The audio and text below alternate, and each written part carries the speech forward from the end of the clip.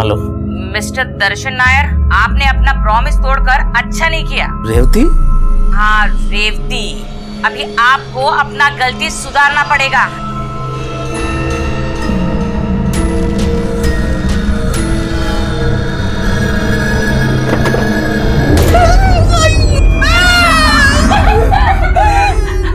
प्रीति, दमयंती, तुम लोगों ने किया ना? हैं? तुम लोगों ने किया। अब्बा, आज आपने बोला था कि आप हमें फन सिटी लेके जाओगे, लेकिन आप नहीं लेकर गए और इसीलिए हमने आपको जोकर बना दिया। अब्बा, अभी आपको अपना प्रॉमिस पूरा करना पड़ेगा और हम सबको कल फन सिटी लेके जाना पड़ेगा। हाँ ओके बाबा, ओके। हम तुम सबको फन सिटी लेके जाएगा, नहीं तो तुम लोग मेरा ड्रैकुला बना देगा।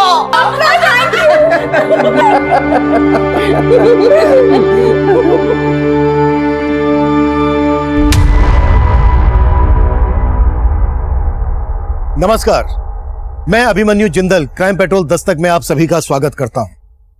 आज जो केस मैं आप लोगों के सामने रखने जा रहा हूं, ये एक ऐसा केस है जो आप सबके लिए देखना बहुत जरूरी है, क्योंकि ये केस सिर्फ एक परिवार तक सीमित नहीं था। इस केस के खुलासे, क्राइम का मोडस ऑपरेंडी ऐसा है जिसमें कोई भी आम आदमी इसका शिकार बन सकता है। आज जब आप ये एपिसोड देख रहे हैं, हो सकता है इस दौरान भी कोई मासूम इस तरह के अपराध का शिकार बन रहा हो। ये केस तब का है जब मैं कर्नाटक के कोमाची इलाके में पोस्टेड था। कोमाची एक शांत सा कस्बा था, लेकिन तब हमें यह मालूम नहीं था कि उस कस्बे की शांति के पीछे कई जुर्म अपने पांव पसार रहे थे, और उसी दौरान हम लोग सुरक्षा को लेकर कई जरूरी कदम भी उठा रहे थे। अभी जो मैंने आपसे और मुझे लाइव देखने वालों से कहा, उसे लेकर आपके माता पिता, गार्जियंस, आपके टीचर्स ने कई बार आपसे बातें की होंगी कि आजकल के माहौल में किस तरह से आप लोगों को अपनी सुरक्षा को लेकर सजग और सतर्क रहना है। और अब मैं आपको एक ऐसे वुमेन्स स्पेशल हेल्पलाइन नंबर के बारे में बताने जा रहा हूं, जिस पर आप 24 घंटे में कभी भी पुलिस को फोन करके अपनी परेशानी शेयर कर सकते हैं। और ये नंबर है 1800। ये एक टोल फ्री नंबर है जो आज 16 जुलाई 2017 ठीक 11 बजे से एक्टिव हो चुका है।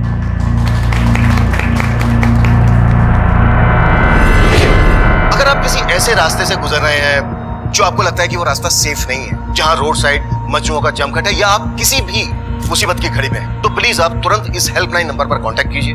आपका ये कॉल ऑटोमेटिकली पास के पुलिस स्टेशन और पेट्रोलिंग टीम को डाइवर्ट हो जाएगा, और इस एरिया में इस नंबर पर आई शिकायतों को मैं खुद मॉनिटर करूंगा। मैं आप सभी को यह विश्वास दिलाना चाहता हूं कि जल्द से जल्द आप लोगों की सहायता की जाएगी, आपकी परेशानी दूर की जाएगी। अब मैं अपनी टीम के साथ इस नंबर का आपको डेमो देने जा रहा हूं। मान लो हमारी टीम की सदस्य उमा एक विक्टिम है, इस वक्त किसी मुसीबत में है, और वो इस टोल फ्री नंबर पर कॉल करते हैं। Uma? Yes sir. Uma, missed call नहीं करना है, पूरा कॉल करना है।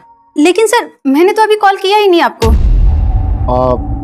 शायद जो कोई हमें लाइव देख रहे होंगे उन्होंने कॉल किया होगा, टेस्ट कॉल। मैं कॉल बैक करता हूं।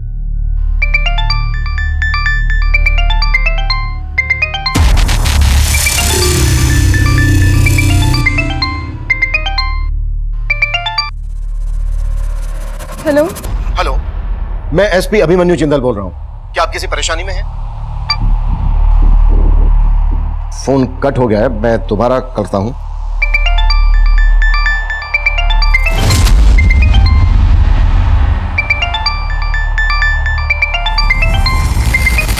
हेलो, आप कुछ बोल क्यों नहीं रही हैं? प्लीज बताइए, हम क्या मदद कर सकते हैं आपकी?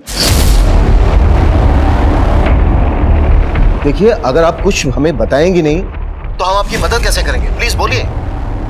सर, मैंने क्राइम किया। देखिए, ऐसा नहीं बोलते। प्लीज आप हमें बताइए कि इस वक्त आप कहां पर हैं, आपका नाम क्या है? सर, ये लड़की इस हेल्पलाइन पर कॉल करके आत्महत्या करने की बात कर रही है। अब आप क्या करेंगे? देखिए, पहले हमें ये चेक करना होगा कि इस लड़की ने ऐसा क्यों बोला। प्लीज सर, पर ये हेल्पलाइन बनाई गई थी। Please no question please. Sir. उस लड़की ने अपना मोबाइल फोन स्विच ऑफ कर दिया। उसके इस नंबर को सर्विलेंस पर रखो और पता करो कि आखिरी वक्त किस एरिया में एक्टिव था और किसके नाम पर रजिस्टर्ड है। Right sir.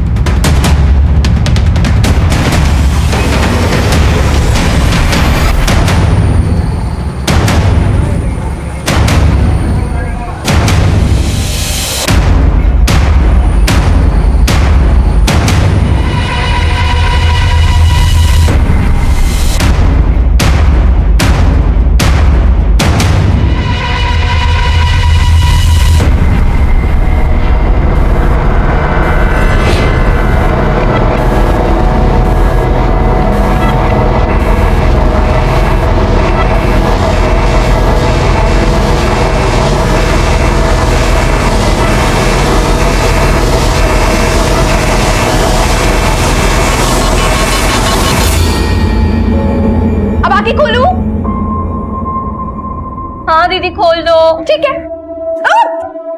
मेरे को पता है पार्टी मेरे को सपोर्ट करती है, लेकिन भले ही मुझे टिकट दे दे, दमयंती लेकिन चुनाव प्रचार के लिए मेरे पास प्रीति, क्या किया? कर दिया ना नुकसान। अम्मा क्यों मारा इसको? हमेशा मस्ती मस्ती मस्ती, बस पक्की मस्ती करना है खाली। अम्मा बच्ची है वो, चलता है ये सब।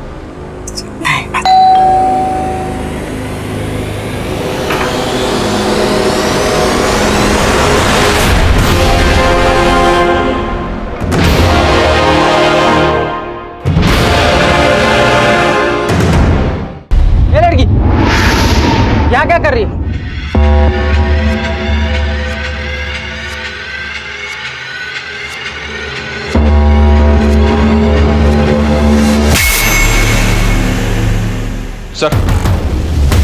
सर उस लड़की ने जिस नंबर से कॉल किया था वो किसी मोहनलाल के नाम पे रजिस्टर्ड है, दैनिक बिहार के एड्रेस पे। और जब उस नंबर से लास्ट कॉल किया गया तब वो नंदी नगर में एक्टिव था। तुरंत मोहनलाल के एड्रेस पे जाओ। हो सकता है लड़की मोहनलाल की कुछ लगती हो। इसका नाम पता करो, फोटो लो, कैसे भी करके ये पता लगाओ कि नंदी नगर में ये लड़की इस वक्त कहाँ हो सकती है। हमारे लिए ये जानना बेहद जरूरी है कि इस लड़की ने ऐसा क्यों कहा, किसने कोई क्राइम किया है और ये सुसाइड करने वाली है।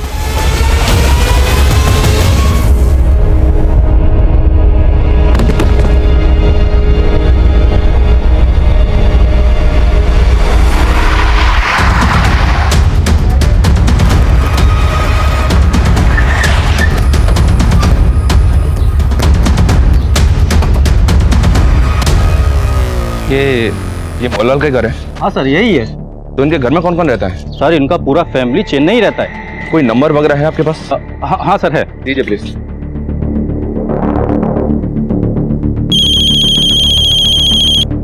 हेलो जी। आप मोहनलाल बोल रहे हैं? हाँ जी। देखिए मैं कोमाची पुलिस स्टेशन से सब इंस्पेक्टर मनीष बोल रहा हूँ। अभी अभी एक लड़की ने आपके दूसरे नंबर से हमें कॉल किया था। मेरे नंबर से? 44461406। नहीं, मेरे पास ऐसा कोई नंबर नहीं जी। ये नंबर आपके सैनिक विहार पते पे रजिस्टर्ड है। 4 महीने पहले नंबर लिया था आपने। मेरे कुछ समझ में नहीं आ रहा है। हाँ 6 महीने पहले मैं उधर गया था सर जी। एक रिश्तेदार का मैरिज अटेंड करने गया था।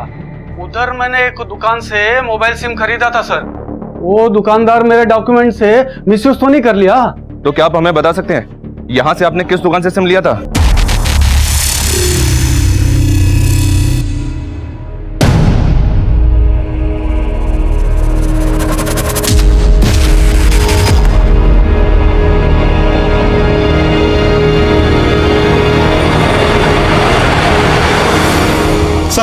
सर उस लड़की का नंबर अभी अभी नया नगर में ऑन हुआ है।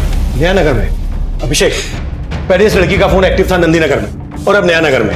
नंदी नगर से नया नगर 10 किलोमीटर दूर है। बताइए लड़की ट्रेवल कर रही है। सर लड़की जो नंबर यूज करी है वो किसी मोहनलाल के नाम पे है। ऐसे में हमें कैसे पता चलेगा लड़की है कौन? हमारे पास ना इसकी फोटो है ना कोई पहचान। हमें इसके बारे में कुछ मालूम ही नहीं है। Video call.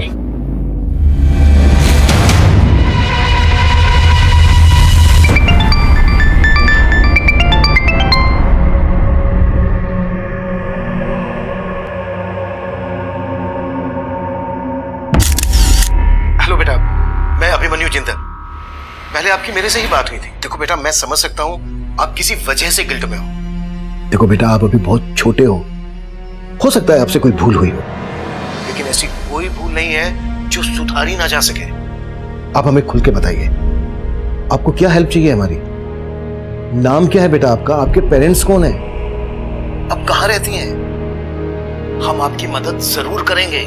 नहीं, आप मेरी कोई मदद नहीं कर सकते। स्विच ऑफ कर दिया। अभिषेक, मुझे लग रहा है ये लड़की कुछ भी कर सकती है और हमें इसको ऐसा करने से रोकना होगा।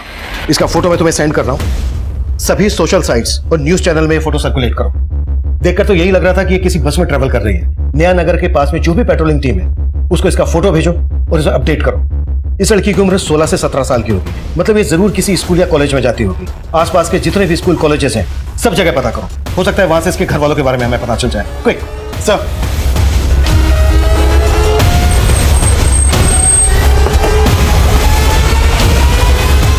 सर इतने टाइम पहले किसने कौन से नंबर का सिम खरीदा ये मुझे कैसे पता होगा सर? और इस मोहनलाल को तो मैं ठीक से जानता तक नहीं। इस लड़की को जानते हो? शायद मोहनलाल के डॉक्यूमेंट पे ऐसे सिम दिया हो। नहीं सर, मैं इसे नहीं जानता और सर हम ऐसा काम नहीं करते। और 6 महीने पहले तक तो बिना डॉक्यूमेंट्स के भी सिम मिल जाया करते थे। शायद वहीं से लीक हुआ वो मोहनलाल का डॉक्यूमेंट्स।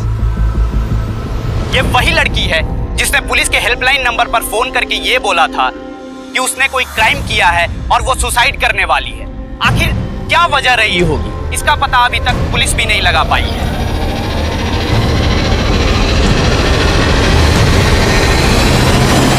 हम एक सिंगल मिनट वेस्ट नहीं कर सकते, तुरंत पता करो। मूव। Yes sir. अभिषेक, नया नगर पोस्ट की क्या अपडेट है? सर वहाँ चेकिंग चालू है। हाँ मनीष। सर मैंने मोहनलाल के पड़ोसियों और उस दुकान वाले से इंक्वायरी की।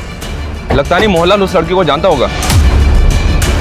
पर हमें यह पता तो करना होगा कि जो लड़की ये बोल रही है कि उसने कोई क्राइम किया है, आखिर उसके पास मोहनलाल नाम के किसी आदमी का सिम कार्ड पहुंचा कैसे? और ये पता करने के साथ साथ हमें उस लड़की तक पहुंचने के लिए भी फोकस करना है और ये भी जानना है कि आखिर उसके दिमाग में चल क्या रहा है।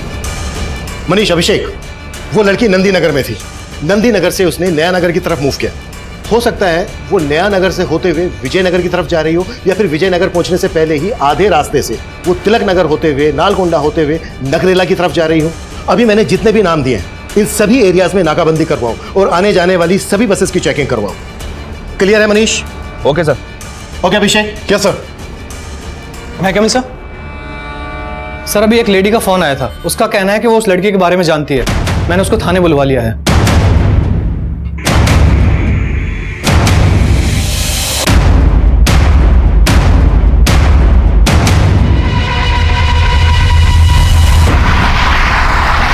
वो लड़की शायद इस वक्त नया नगर में एक बस में ट्रेवल कर रही है। इस रूट की सारी बसेस अच्छी तरह से चेक करो। ओवर।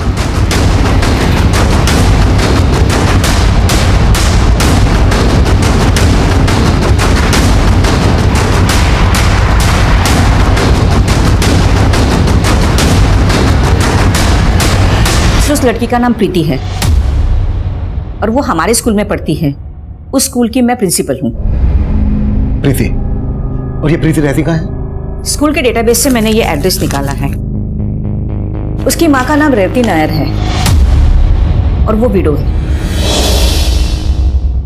प्रीति के फादर नहीं है? जी सर। अभिषेक, मनीष को ये एड्रेस सेंड करो और उससे कहो कि प्रीति की फैमिली से तुरंत जाके मिले। सर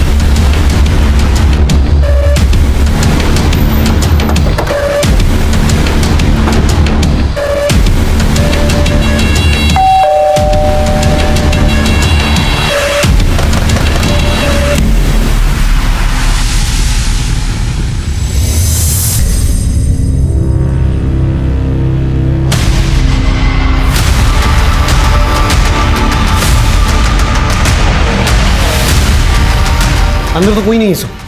किसी पड़ोसी को बुलाओ तुरंत। जी सर। ये तो रेवती है, प्रीति की माँ। प्रीति की माँ रेवती? यहाँ प्रीति और इनके अलावा और कौन कौन रहता है? रेवती के चाचा का घर है ये।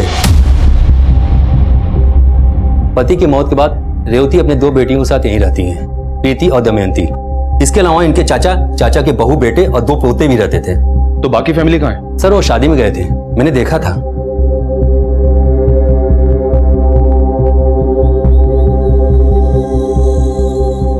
लेकिन रेवती, प्रीति और दमयंती यहीं थे। दमयंती? पर यहाँ तो रेवती की लाश है, तो फिर दमयंती कहाँ है? सर मालूम नहीं।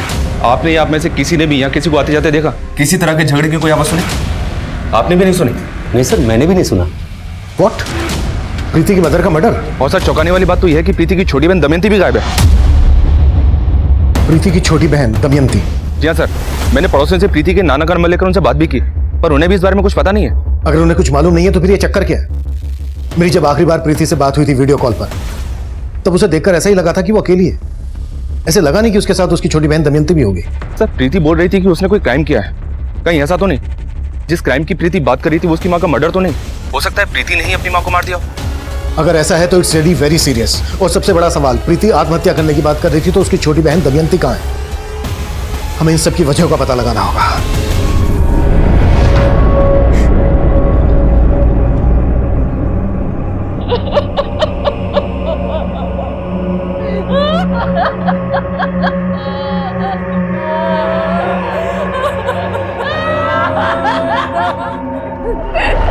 तूने जान लिए मेरे बेटे की, तेरा साया भी नहीं पड़ने दूंगी इस पे मैं। तो निकलने करते।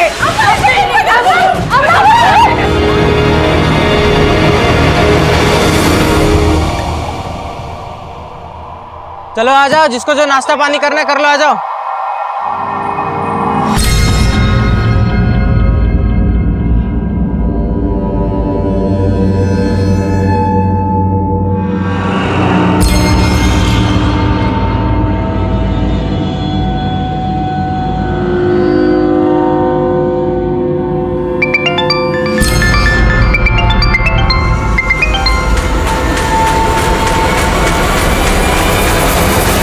सर, प्रीति का उसके फैमिली के साथ क्या इशू है इस बारे में मुझे कोई आइडिया नहीं है, मगर हाँ, प्रीति हमारे स्कूल की ब्रिलियंट स्टूडेंट है।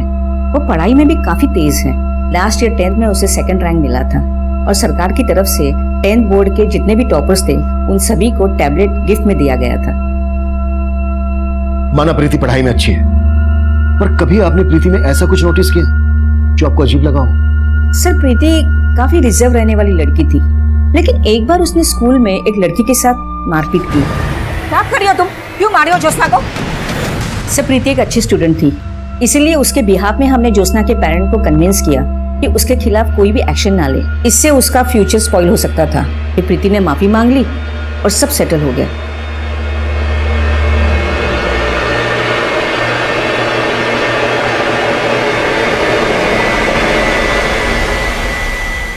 सर, प्रीति का नंबर फिर से तिलक नगर में ऑन हुआ है।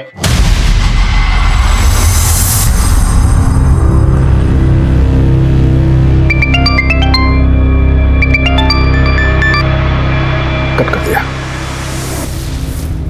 प्रीति, हमें मालूम चल गया है तुमने क्या किया है। तुम डरो मत, हमारे पास आओ, हम तुम्हारी मदद करना चाहते हैं।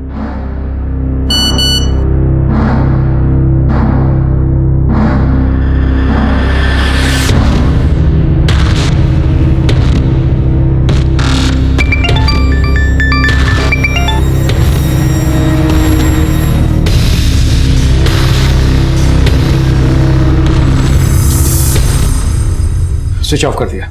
प्रीति बोल रही है कि ये सुसाइड करने वाली है, लेकिन इसका बार बार फोन ऑन करना ऑफ करना समझ में नहीं आ रहा है कि इसके दिमाग में चल क्या रहा है। सर, प्रीति ने बोला कि वो सुसाइड करने वाली है। कहीं ऐसा तो नहीं कि ये सब बातें करके वो लोगों की सिंपैथी गेन करना चाहती हो, जबकि ये साफ है कि प्रीति की माँ का मर्डर हुआ है। सर, इस सुसाइड की बात करके कहीं प्रीति खुद को बचाने का रास्ता तो नहीं खोज रही है? अम्मा, अम्मा, देखो आपकी पोती कैसे पूरी मीडिया को और पुलिस वालों को अपने इशारों पे नचा रही है। और अम्मा, पुलिस को आपकी बहू की लाश भी मिल गई है। लाश?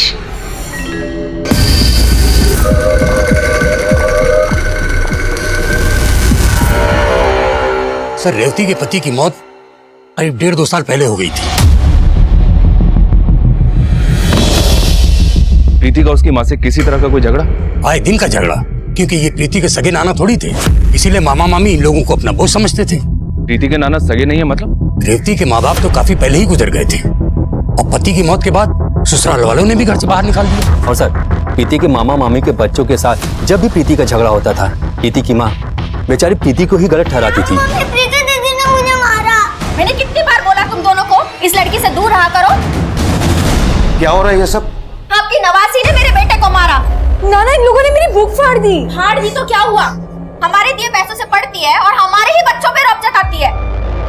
देखा रेवती, इस लड़की के तेवर अब बच्चों पे हाथ भी उठाती। ये क्या है प्रीति?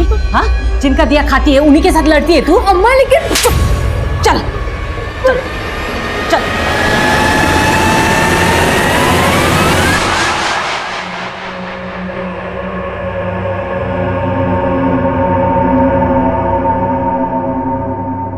पुलिस ने इस लड़की की पहचान कर ली है। इसका नाम प्रीति है।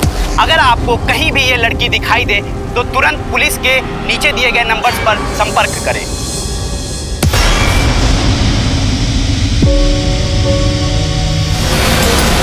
प्रीति के दिमाग में क्या चल रहा है ये पता लगाने के साथ साथ ये पता लगाना भी जरूरी है कि प्रीति अगर हमसे भाग रही है तो उसकी छोटी बहन दमयंती के गायब होने के पीछे क्या चक्कर है। प्रीति का फोन इस बार नया नगर से ट्रेवल करके तिलक नगर में ऑन हुआ है। इसका मतलब यह है कि प्रीति नागरेगा की तरफ ट्रेवलिंग कर रही है। सभी पेट्रोलिंग टीम को अपडेट करो और प्रीति के स्कूलमेट से भी मिलो, उनसे शायद हमें कोई लीड मिल सकती है। प्रीति के सभी दोस्तों को बोलो कि लगातार वो प्रीति को कांटेक्ट करते रहें और अगर किसी की भी प्रीति से बात होती है तो वो कैसे भी करके प्रीति को वापस बुलाने के लिए कन्विंस करें, कैसे भी करके। सर,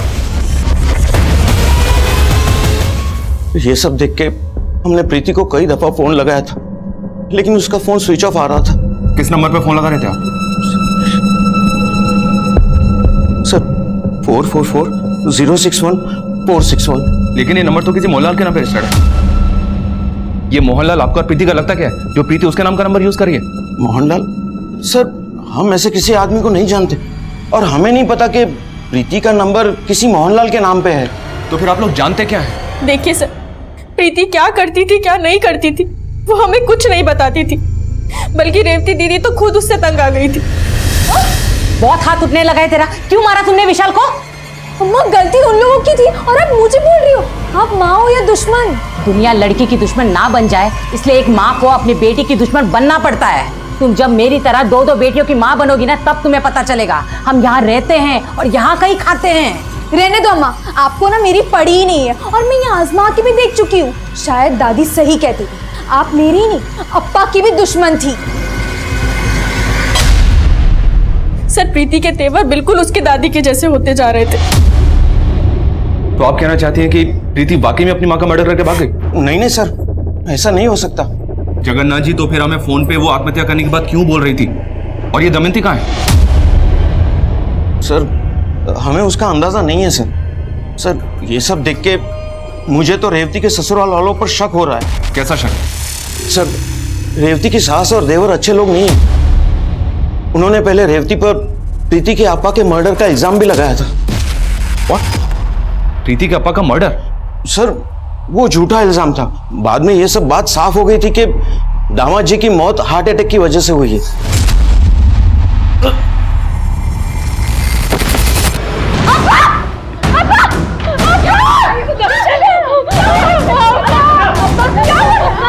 सर ये सब उनकी चाल थी।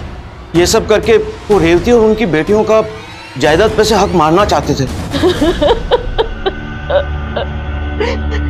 चाचा, दर्शन जी के अम्मा ने हमें घर से बाहर निकाल दिया। हमारे अम्मा और अप्पा के बाद आपके सिवा इस दुनिया में कोई नहीं है हमारा।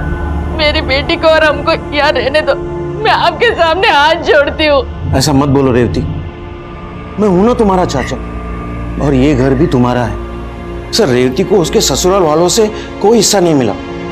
अब रेवती के सब्र का बांध टूट रहा था। वो उनके खिलाफ कोर्ट में जाने का सोच भी रही थी और जब रेवती और उसकी बेटियां घर में अकेली थी तो ये सब हो गया। सर मुझे तो उसके ससुराल वालों पे डाउट है सर। अगर ऐसा है तो प्रीति किस वजह से सुसाइड करने का बोल रही है?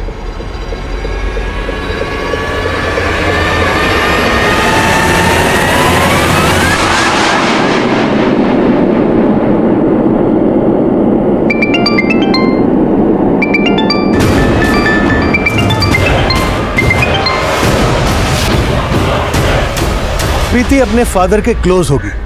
प्रीति के फादर की मौत संदिग्ध परिस्थितियों में हुई थी। तब हम ये मानकर चल रहे थे कि अगर प्रीति की दादी प्रीति की मां पर, तो हो सकता है ये बात काफी पहले उसके दिलो दिमाग में घर कर गई हो और रेवती का मर्डर प्रीति के फादर दर्शन की मौत का बदला हो। लेकिन इस थ्योरी पे सबसे बड़ा प्रश्न ये था कि प्रीति की छोटी बहन दमयंती कहां गायब थी। इसलिए हम एक दूसरी थ्योरी बना रहे थे और वो ये कि शायद प्रीति का हमें फोन करना, सुसाइड करने की बात करना किसी की कहीं कोई चाल तो नहीं है।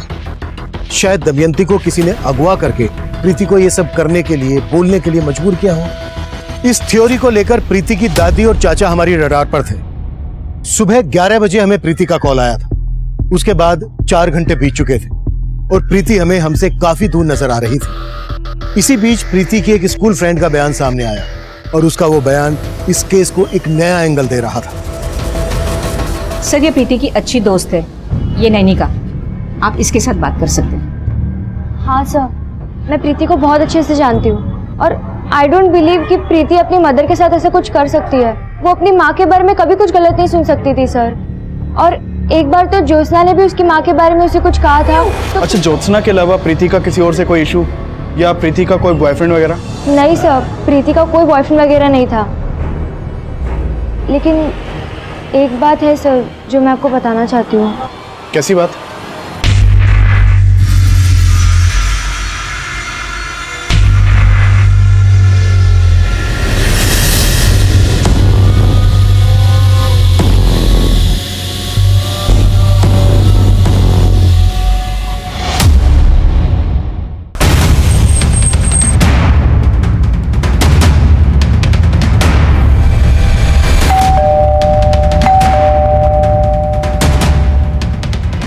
रुक्मणी जी घर पे हैं क्या? जी हाँ। सर मेरे बेटे को हार्ट अटैक जरूर आया था, लेकिन हार्ट अटैक दिलवाया भी जा सकता है। मेरे को लगा रेवती ने ही खाने में कुछ मिला के दर्शन को दे दिया होगा सर। लेकिन ऐसा कुछ भी साबित नहीं हुआ था। और रेवती को घर से निकाल के उसे अपने प्रॉपर्टी से बेदखल ही नहीं किया, बल्कि आपकी बातों का उसके दिलो दिमाग पे ऐसा असर हुआ कि वो भी अपनी माँ पे शक करने लगी। हो सकता है कि आपने उसे बरगलाया हो सकता है कि आप लोगों का भी रेवती के मर्डर में हाथ हो। अब ये क्या बोल रहे हैं सर? अरे प्रीति खुद बोल रही है कि ये क्राइम उसने किया है और इसी वजह से वो सुसाइड करने वाली है। हाँ सर, आप उल्टा हम पे आरोप लगा रहे हैं। प्रीति को छोड़ और चुपचाप ये बता, दमयंती को कहां गायब कर दिया? हाँ, आप ऐसे हम पे शक नहीं कर सकते हैं। और रही बात रेवती भाभी के हिस्से की, तो आपको एक बात साफ कर दूं, दर्शन नन्ना ने अपनी मौत के पहले ये घर तक गिरवी रख छोड़ा था। चुनाव लड़ने का शौक था उनको, और एमएलए की टिकट की लालच में सर उन्होंने लाखों रुपए बाहर से उधार लेकर पार्टी को दान दे दिया था। लेकिन सर उसके पहले उनकी मौत हो गई और रेवती भाभी को देने के लिए कुछ नहीं था उनके पास। और दर्शन नन्ना अपना तो क्या सर, मेरे हिस्से तक का पैसा डुबो बैठे हैं। और सर आपको तो पता कि पार्टी वाले किसी का पैसा लेने के बाद वापस तो करते नहीं है। ये एमएलए का टिकट कौन सी पार्टी दे रही थी उन्हें?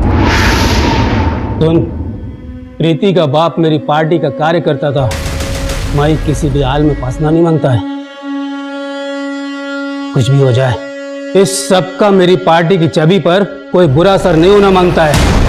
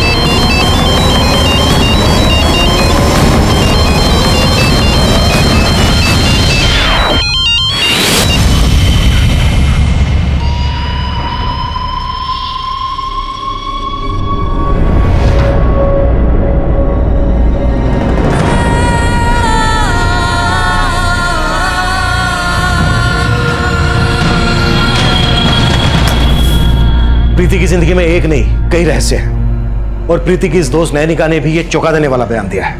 एक बात है सर जो मैं आपको बताना चाहती हूँ। अगर नैनिका के इस बयान में सच्चाई है तो ये इस केस का सबसे चौंका देने वाला एंगल है।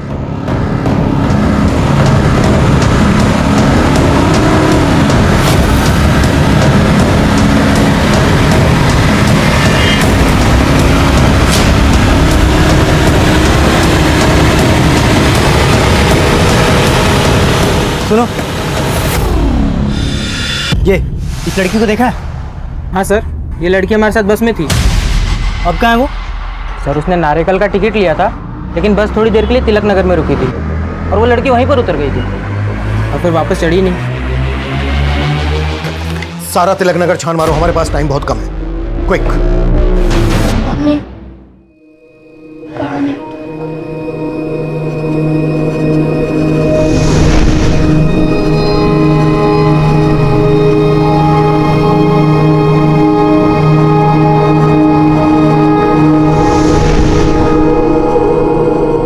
सर ये सरासर झूठ है। भला मैं अपनी नवाजी के साथ ऐसा क्यों करूंगा? लेकिन उसकी दोस्त नैनिका ने तो हमें यही बताया। सब प्रीति ने मुझे खुद बताया था कि उसके नाना उसे काफी टाइम से मोलेस्ट कर रहे हैं। सर वो लड़की झूठ बोल रही है। और आप सच बोल रहे हैं, इस बात की क्या गारंटी है? देखिए जगन्नाथ जी, अभी भी कह रहा हूं, जो सच है वो बोलिए। आपकी बेटी का मर्डर किसने किया? दमयंती और प्रीति कहां है, बताइए। सर मैंने ऐसा कुछ नहीं किया जैसा उस लड़की ने आपको बताया है। हाँ सर, आप पप्पा पे ऐसे ही इल्जाम नहीं लगा सकते। सच तो ये है कि रेवती दीदी खुद प्रीति के चरित्र पर शक करती थी। कौन था वो लड़का? अम्मा बेवजह मुझ पे शक कर रही हो, मैं नहीं जानती उस लड़के को। लेकिन मैं तुमको अच्छी तरह से जानती हूँ। क्या चल रहा है तेरा उस लड़के के साथ? बोलना। कुछ नहीं चल रहा है। आपको मुझ पे ट्रस्ट नहीं है क्या? देख, मुझे घुमाने की कोशिश मत कर तू। मैंने देखा वो लड़का और तुम एक दूसरे को कैसे देख रहे थे। अगर ऐसा ही चलता रहा तो आईपीएस बनने का सपना कैसा पूरा करेगी तू अपने अप्पा का? हाँ बोलना। सर आप प्रीति की दोस्त पर भरोसा मत कीजिए। नैनिका ने वही कहा होगा जो प्रीति ने उसे बोला होगा। सर प्रीति नादानी में आकर हम सबसे बदला लेने के लिए सब कर रही है। भले ही अप्पा ने प्रीति को बचाने के लिए बोला हो कि उसने अपनी माँ को नहीं मारा, लेकिन सर प्रीति ऐसा कर सकती है। और सर प्रीति को ही पता होगा कि दमयंती कहाँ है। अभिषेक सर, मैंने प्रीति के उस नंबर के कॉल रिकॉर्ड चेक किए जो मोहनलाल के नाम पर रजिस्टर्ड है। सर उस नंबर के कॉल रिकॉर्ड में मोहनलाल के नाम पर रजिस्टर्ड एक दूसरा नंबर भी मिला है। मोहनलाल का दूसरा नंबर? हाँ सर ये नंबर प्रीति के साथ लगातार ट्रैवल कर रहा था। हो सकता है कि प्रीति के साथ कोई हो जो मोहनलाल के नाम पर रजिस्टर्ड इस नंबर को इस्तेमाल कर रहा हो। मोहनलाल का ये दूसरा नंबर ऑन है अभी? सर ये नंबर इस वक्त तिलक नगर के ज्ञानेश्वर कॉलोनी में एक्टिव है। इस नंबर को सर्विलेंस पर रखो और ज्ञानेश्वर कॉलोनी की पेट्रोलिंग टीम को अपडेट करो। शायद प्रीति हमें वहीं मिल जाए।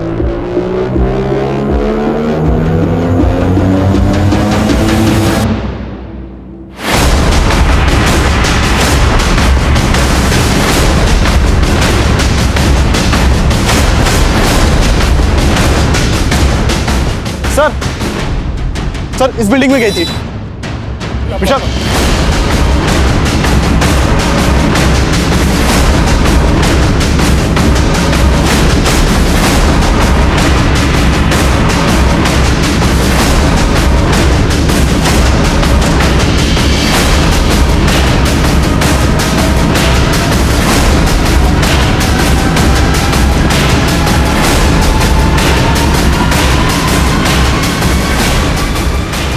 सर ये देखिए सर ब्रोकन टाइम मिला है। हो सकता है प्रीति का हो। इसको ऑन करने की कोशिश करो। सर हाँ मनीष।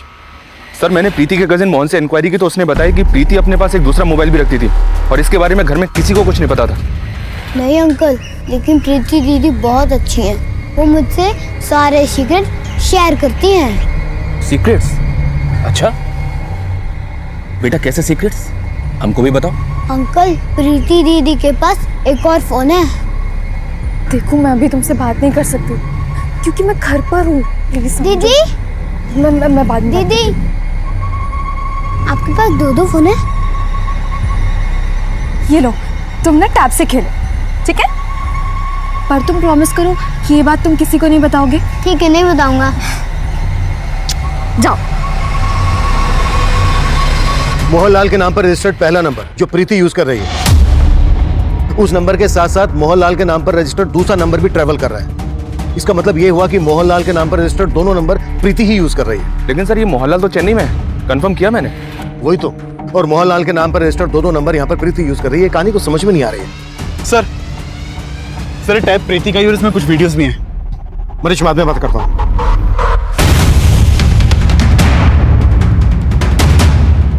अब तक जो हम इस केस की थ्योरी मानकर चल रहे थे, उसके अलावा भी इस केस में कई एंगल हैं। Excuse me sir. Hello. Okay sir, Mohanlal का जो दूसरा नंबर है वो अभी अमरेली में एक्टिव हुआ है। Move, come fast, move. देखो दमयंती को कुछ मत करो, मैं आ रही हूँ।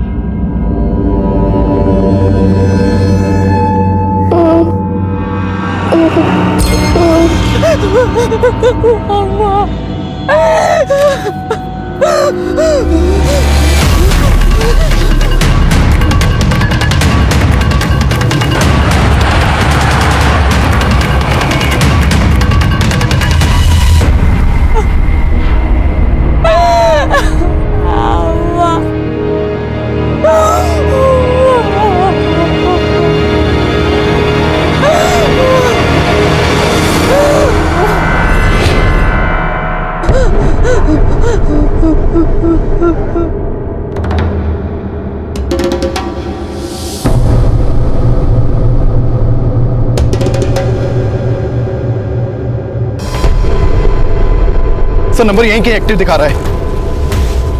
सर इसी बिल्डिंग में, मतलब प्रीति इसी बिल्डिंग में है। हमें सब कुछ बहुत ध्यान से करना होगा ताकि प्रीति अपने आप को कोई नुकसान ना पहुंचा सके। हमारी छोटी सी लापरवाही प्रीति की जान ले सकती है। कमल, एक छोटी टीम के साथ यहाँ पर तैयार रहो। सर। अभिषेक मेरे साथ आओ।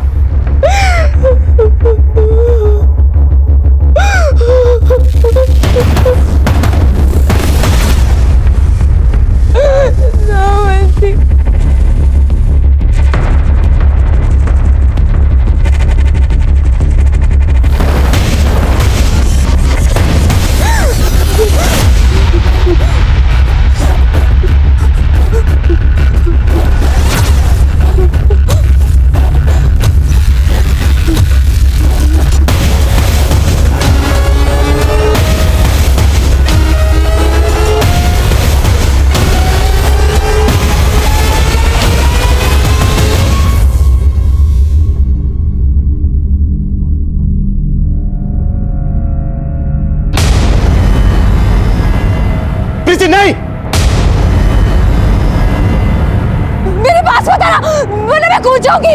ओके बेटा, हम आपके पास नहीं आ रहे, लेकिन बेटा ये कदम ठीक नहीं है। देखो, हमें पता चल गया है आपके साथ क्या हुआ है। नहीं सर, आप कुछ नहीं जानते और अब आप मुझे नहीं बचा सकते। अगर आप कुछ कर सकते हैं तो मेरी बहन दमयंती को बचा लीजिए सर। हम आपकी बहन दमयंती को बचा लेंगे, कुछ नहीं होगा उसे, आई प्रॉमिस यू। लेकिन बेटा ये नहीं, बस आप मेरी बहन दमयंती को बचा लीजिए सर। प्रीति राय!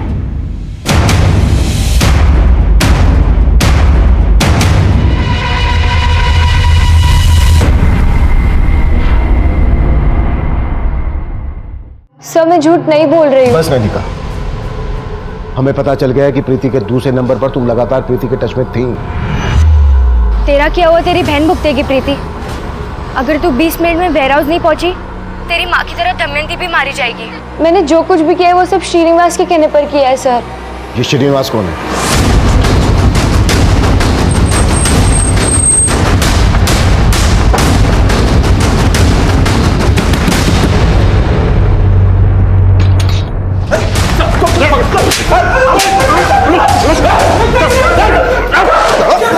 बोल कहाँ लड़की, बोल बोल बोल। एक मिनट।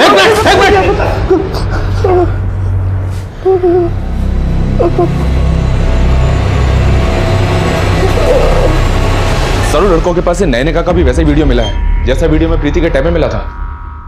मतलब नैनिका सच बोल रही है? सर वो लड़के मुझे भी ब्लैकमेल करते थे, इसलिए मुझे वो सब करना पड़ा जो उन्होंने मुझसे कहा था। और सर सिर्फ इतना ही नहीं, उन लड़कों के मोबाइल, लैपटॉप और पेन ड्राइव्स में नैनिका और प्रीति जैसी कई और भी लड़कियों के फोन वीडियोस हैं। मुझे लग रहा है ये एक बहुत बड़ा नेक्सस है। इसके लिए हमें प्रीति का भी बयान लेना होगा। कैसी है वो? प्रीति राय!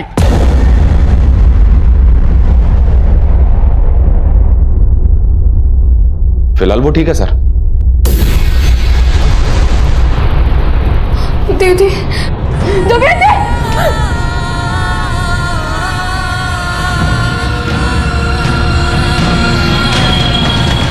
जब मैं स्कूल में फर्स्ट आई थी तब मुझे टैब प्राइज में मिला था, तब मुझे उसे यूज तक करना नहीं आता था। नैनिका ने मुझे सिम अरेंज करके दिया और फिर उसने मुझे फ्रेंड्स बुक के बारे में बताया और फिर एक दिन मुझे श्रीनिवास ने फ्रेंड रिक्वेस्ट भेजी। फिर हम फ्रेंड्स बुक पर चैटिंग करने लगे। प्रीति मुझे अपना सच्चा दोस्त समझने लगी थी और एक दिन मैंने उसे कॉल किया और मिलने के लिए बुलाया। फिर मैं अपने दोस्तों को लेकर रेप ही नहीं किया बल्कि वीडियो भी बनाया। उन्होंने मुझे धमकी दी थी, अगर मैंने ये बात किसी को बताई तो वो मेरा वीडियो वायरल कर देंगे। उन्होंने मुझे मजबूर कर दिया। आज इनके साथ सोना तेरे को। इसके बदले वो उनसे पैसे लेते। इतना सब कुछ हुआ तुम्हारे साथ, तुमने ये बात अपनी फैमिली को क्यों नहीं बताई? उनको बताने का क्या फायदा था सर? वो तो पहले से इतना सब जानने के बाद भी माँ ने मेरा भरोसा नहीं किया। प्रीति, तुमने हमसे ये क्यों कहा कि तुमने कोई क्राइम किया है? मेरा क्राइम यही है कि मैंने उन लड़कों के कहने पर गलत काम किया। तुमने क्राइम नहीं किया, क्राइम तो उन लोगों ने किया है। प्रीति की माँ को तुम लोगों ने मारा था ना? हाँ सर, जब हमने देखा कि प्रीति सुसाइड की बात कर रही है तो हम सब डर गए थे। हमें लगा अगर आप उस तक पहुंच गए तो हम सब मर जाएंगे, इसलिए सर हम प्रीति को ब्लैकमेल करने के लिए उसके घर गए।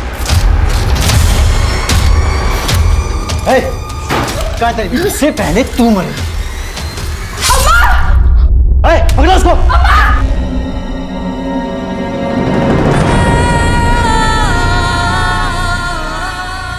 आजकल के माहौल में ये जरूरी है कि हम अपनी बच्चियों को ऐसे लोगों के जाल में फंसने से बचाएं। हमारे कहने का मतलब ये बिल्कुल नहीं है कि हम अपने बच्चों की जिंदगी में जरूरत से ज्यादा इंटरफेयर करें, लेकिन हमारा ये फर्ज बनता है कि हम अपने बच्चों को सही और गलत इंसान की पहचान करवाएं। प्रीति, नैनिका या इनके पेरेंट्स पहले ही हमारे पास आए होते तो इन अपराधियों का हौसला इतना नहीं बढ़ा होता। इस केस का ये दयनीय असर आज भी कोमाची में बरकरार है। ये गंभीर मुद्दा है, इस पर हम सबको एक बार सोचना चाहिए। अब मैं अभिमन्यु जिंदल आप लोगों से विदा लेता हूं। आपसे फिर मुलाकात होगी एक नए केस के साथ। देखते रहिए क्राइम पेट्रोल 10 तक। मकसद बताना नहीं, बचाना है।